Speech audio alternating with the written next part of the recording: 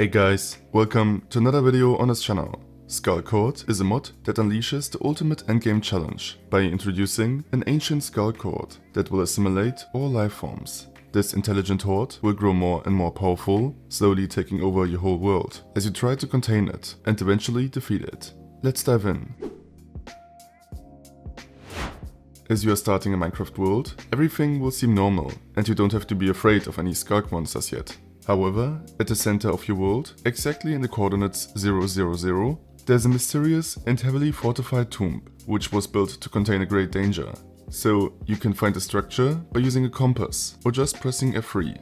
However, I would not recommend going to it unprepared. To begin the infestation of your world, you'll need to enter this tomb and fight your way through to enter the bottommost chamber.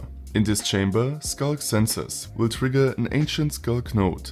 This will only work if there's a player in survival mode near the block. The moment you trigger the block, the infestation of your world will start and the Gravemind will be awakened. This Gravemind controls and coordinates the Sculk Horde. It has 3 states of development. The Underdeveloped State, right after it has been awakened. In that state, only a few types of Sculk Mobs will spawn. The Immature State, after it accumulated 5000 mass. In this phase, it will spawn more types of Sculk Mobs and will unlock new abilities. Furthermore, it will also become more organized and adaptive as units start to form and move together.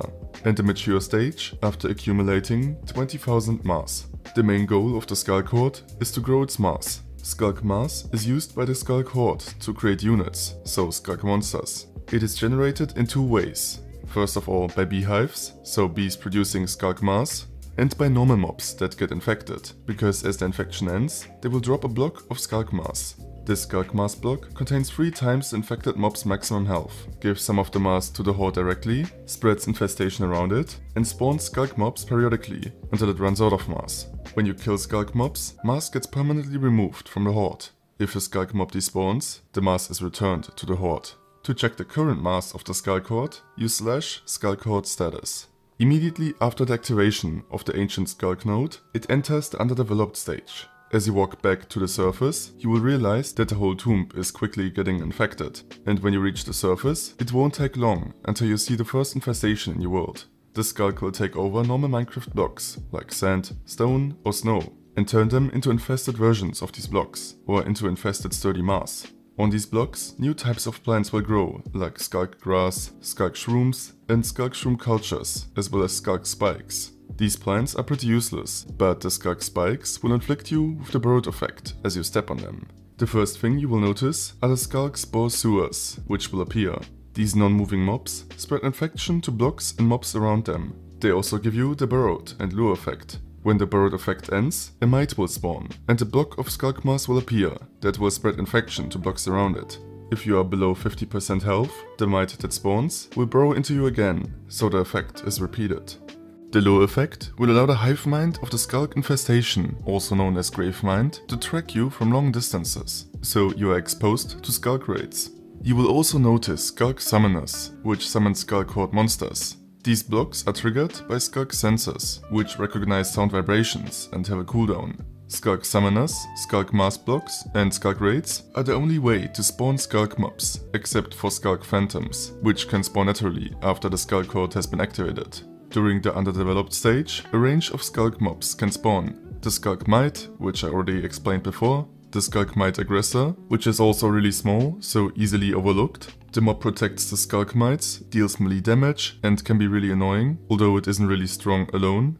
The Sculk Zombie, which is pretty easy to fight, as it only uses melee attacks and is only slightly stronger than a normal zombie. It doesn't drop anything upon dying. The Sculk Spitter, which may look like a skeleton, but it isn't. And this ranged mob is quite annoying, because its acid projectiles inflict the corroded effect, which is similar to poison, but a portion of the damage ignores your armor.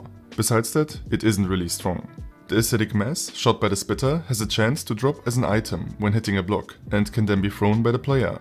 There's also the Sculk Hatcher, which is an infected cow unit that will also use melee attacks against you. It will target hostile mobs, but leave its targets below 50% of their health, so Sculk Mites can infect them. The mob can also spawn Sculk Mites at the cost of its own health. Besides that, it is also not really strong. Then there's the Sculk Salmon, which acts like a Sculk Mite, as it will burrow into you if you are below 50% health, and the Sculk Squid, which seeks out uninfected entities, will charge at them, and give them the burrowed effect and a few seconds of blindness. At the moment, all the underwater mobs are only available in the experimental mode, which you have to activate in the configs, and they are subject to change. Note that all the Sculk mobs target hostile mobs. Also, close to infested areas, you will also regularly encounter Sculk Phantoms, which are much different from the normal ones you know. After the activation of the Sculk Horde, they spawn naturally and are sent out by the Gravemind to start infestations at new locations. A bite from this unit will inflict you with the diseased cyst effect. This creature will sacrifice itself and become a corpse. As a corpse, it will spread infestation to blocks and mobs surrounding it. That way, infestations will flare up everywhere in your world. In the immature and mature phase of the Sculk Infestation, other Sculk mobs will be unlocked. In the infested areas, new types of beehives will spawn. The Sculk bee nests are home to colonies of Sculk bees. These bees generate mass for the horde and spread infestation to the surrounding area. The infestor variants seek out flowers and grass to spread infestation, while the harvester variants seek out Sculk flora, like shrooms, to harvest them for Sculk mass. Both look the same. Below a beehive, you can find Sculk bee nest cells, which will be filled with resin over time. This resin can be harvested using shears, as soon as you see blue color on the blocks. In order to fight the Sculk infestation, taking out Sculk beehives is vital, because they are one of the two ways the Sculk Horde generates Sculk mass, so resources for the Horde. You will not remain in the underdeveloped stage for long, so don't be surprised if you quickly encounter new Sculk mobs. During the immature stage, following new Sculk mobs will appear. The Sculk Creeper will explode like a normal creeper, but leave behind a cloud with the diseased cyst effect. This effect can damage and infect other entities near the initial victim. If the player is below 50% HP, the diseased cyst effect will also inflict the burrowed effect. The Sculk Vindicator is a strong melee combat mob that is faster than most of the other Sculk monsters. Like most of the other Sculk mobs, it will not drop anything. The Sculk Ravager is an infested version of the Ravager and deals a lot of melee damage. It can disable shields when it attacks its opponents, and it can be ridden by other monsters. The mob can also do a roar attack to damage enemies around it. And the Pufferfish is a support unit that will seek out hurt Sculk units and blow up, leaving a cloud of regeneration for them. If it comes across an opponent, it will also blow up, but will leave a cloud of burrowed and poison instead. Starting with this phase, Sculk node structures can appear in your world, which serve as a localized brain for the Gravemind. You can locate a structure by hearing a very loud heartbeat that you can even notice several blocks away. These structures, which can also inflict the darkness effect, continuously infect blocks around them and will also load chunks around themselves. Every structure is at least 300 blocks apart from another. They are made up of Duramatter on the outside and Sculk Arachnoid on the inside. To break the Duramatter, you need at least a diamond pickaxe, and for the Arachnoid, a diamond shovel. The structure repairs itself after being damaged. In the center of the structure, there's a Sculk node block that you need to break, which will cause the structure to degenerate and remove a lot of the mass from the Sculk Horde. The Sculk node block will also drop the Chunko Brain item. During the immature phase, only 4 of these structures can appear. To find these important structures, you can use the Eye of Purity that is crafted using an Ender Eye and Essence of Purity, which is really important to fight the Sculk Horde. This eye works like an Ender Eye and will show you where a Sculk node is located. You also know a Sculk node is close if you see living rock structures on the surface, as these structures spawn around Sculk nodes. They naturally regenerate over time and generate calcite ore. To prevent them from regenerating, you need to destroy the root blocks at the bottom center of the structure. The final stage of the Gravemind is the Mature Stage, which is reached after 20,000 mass is accumulated, and which will allow for 8 nodes to exist. This will unlock the new Sculk Witch Mob. This unit will buff other Sculk units in a radius around it, and will throw debuff potions at enemies. If you get too close to it, while the mob is below 50% health, it will turn invisible and run away. After the Gravemind reaches the Immature Stage, it can start Sculk Raids. These raids can be caused in 2 ways.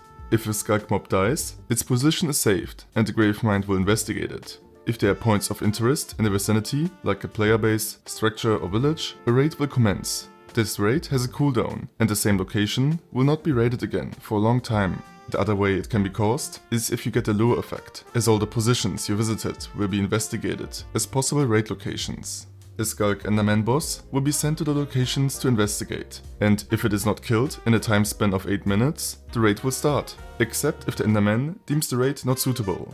There are 10 waves, each wave lasting a maximum of 15 minutes. A wave will end once you kill all the wave's mobs. Each Sculk mob of a wave will glow, and each raid wave escorts Sculk creepers. These creepers will attempt to destroy priority targets, like beds, doors and crafting tables. So you need to stop them before they destroy these blocks. The Sculk mobs escorting them will try to stop you from killing the creepers. Once you reach the final wave of the raid, the Sculk Enderman, which scouted before, will return. This boss is really strong and will use a bunch of abilities against you. It will mostly try to keep its distance and will shoot powerful sonic blasts at you. However, sometimes it will teleport to you and use melee attacks or Sculk Spine radial attacks, which will spawn Sculk Spines from the ground in waves. That will give you the levitation effect for 20 seconds. It can also summon close-range Sculk mobs that will charge at you, or units of ranged Sculk spitters that will shoot many acid projectiles at you. When the mob has lost 50% of its health, it will create an ender bubble shield to heal and protect itself by changing the gravity, and it will use new types of abilities, because then it can summon Chaos Rifts, which will teleport you randomly and blind you if you touch them. The Sculk Enderman boss will drop one of 2 music discs, as well as a Sculk Enderman cleaver upon death. Once the raid has succeeded or failed, the area will become a no-raid zone. That means no raids within a 1000 block radius will commence for 5 real-life hours. If the raid was successful, the whole area will begin to become infested. The Sculk Enderman cleaver can be used to craft a Sculk sweeper by adding echo shards and crying souls on a crafting table. This weapon deals 8 attack damage and has 1 attack speed, and will only deal 50% attack damage to non-Sculk mobs. However, if you attack Sculk mobs with it, it will build up a charge that can be released by right-clicking. This will spawn Sculk Spines at the feet of Sculk mobs, which will damage them and inflict them with the levitation effect. There are also ways to fight a horde and contain or push back infestation in your Minecraft world. For that, Essence of Purity, which is crafted with golden apples and amethyst shards, is really important. You can use this item to craft a purification flask, which can be thrown on infestation to remove it. It will also inflict the Purity effect, which removes the borrowed, lure and diseased cyst effects, and damages Sculk infested mobs over time. To prevent Sculk infestation spreading over to your own base, you can craft infestation ward blocks. These blocks will block the infestation from spreading to neighboring blocks, including diagonals. You can also craft an infestation purifier by crafting crying souls, using infested crying obsidian from infested nether portals in the overworld, and use that to craft pure souls by adding Essence of Purity, and adding pure souls together with Sculk resin from beehives, and calcite clumps that you can get by mining calcite ore from a living rock structure. This infestation purifier removes Sculk infestation from an area, but will be attacked by the Sculk Horde. It can be placed down and be picked up again by right-clicking. However, to defeat the Sculk Horde and the Gravemind once and for all, you need the Heart of Purity. This item is really difficult to obtain and requires multiple steps. First, you need to craft the Dormant Heart of the Horde using Chunko Brains from Sculk nodes. Then you need to put this item into a Sculk Harvester. This block is crafted using a Sculk Catalyst, Sculk Shrieker and Chunko Brain. The block will convert the Dormant Heart of the Horde into an active variant and requires souls to function. To collect souls, simply kill any mobs near this block. They don't have to be Sculk mobs. Also, the Dormant Heart doesn't have to be inserted in the block while killing the mobs. However, breaking the block and placing it somewhere else will reset the progress of collecting souls. After the necessary amount of souls is collected and the Dormant Heart is inserted, the Harvester will convert it into a Heart of the Horde. You need to combine this heart with pure souls and Essence of Purity to receive the Heart of Purity. To finally defeat the Sculk Horde, you need to fight your way back to the tomb where everything started and right-click the ancient Sculk Brain node with the Heart of Purity. This will deactivate the Gravemind and stop most of the Sculk infestation in your world from spreading. Sculk nodes will deactivate once the Horde is defeated, and summoners will also stop working. However, there might still be a few Sculk mobs left over that will be roaming your overworld, which you need to take care of. Also, at some places, the last remnants of the Gravemind might still infect a couple of blocks, until they die out as well. Then you can start reversing the infestation, using the items I've mentioned before. Finally, there's also a creative mode block included, that is called Deathmass Infector 3000. Placing down this block will quickly infest a large area with Sculk. If you want to check out the current status of the Horde, set a different mass to reach another stage of the Sculk Horde, or even end a raid, you can also use admin commands. Simply type in /Sculk Horde and choose whatever option you want. There are also a couple of development items, like the raid wand to start a raid, that you can give to yourself, using the /give command. This covers all the information about the mod.